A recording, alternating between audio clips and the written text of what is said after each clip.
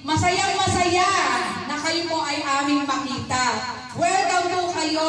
Ang bawat isa po ay welcome dito po sa One of the Lifestyle International. So, sa mga invites, uulitin ko. Kanina kasi maraming hindi nagtaas.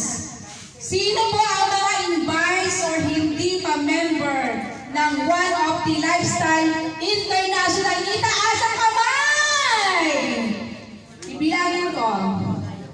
Kasi yun lang po yung may pagkain. 1, 2, 3. So, 100! Palakpakan po natin sila. So, sino naman po yung mga nag-invite? Mga nag-invite! Yun! Mga nag-invite. Palakpakan din po natin sila. Mamaya po, yung mga in-invite, pasasalamatan niyo po. Yung mga nag-invite sa inyo. Bakit po? Dito po kasi kay One of the, hindi lang po pangkalusugan, kundi pangkabuhayan. Ang meron po dito kay Opti. Sino yung gustong mabago ang buhay? Diba?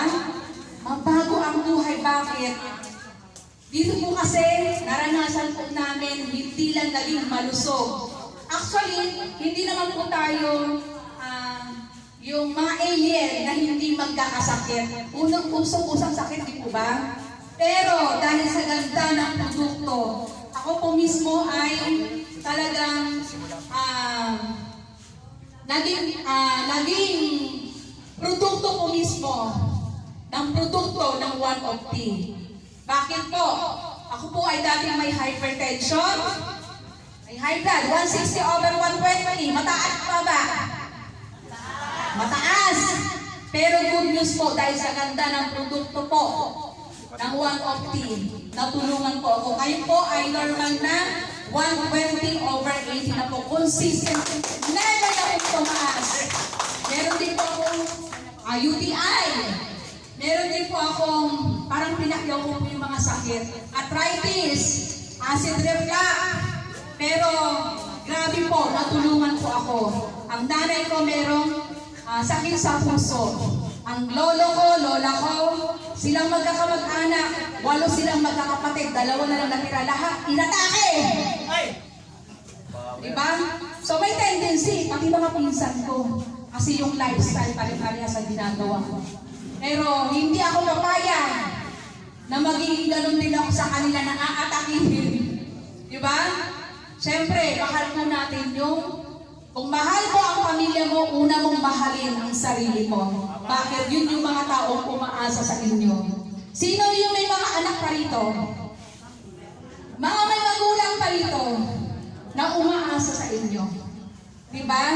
Kaya, dito po, abangan po natin mamaya yung ipapaliwanag po ng ating speaker. Yung pangkabuhayan at pangkalusugan. Alin po ba ang mahalaga? Ang kalusugan o ang pera?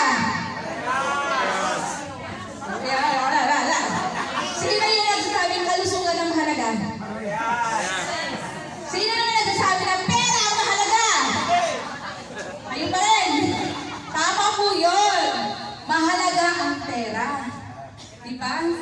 Kasi kung ikaw ay maraming pera at sandamakmak na sakit ang nasa iyo at ikaw ay nasa ICU,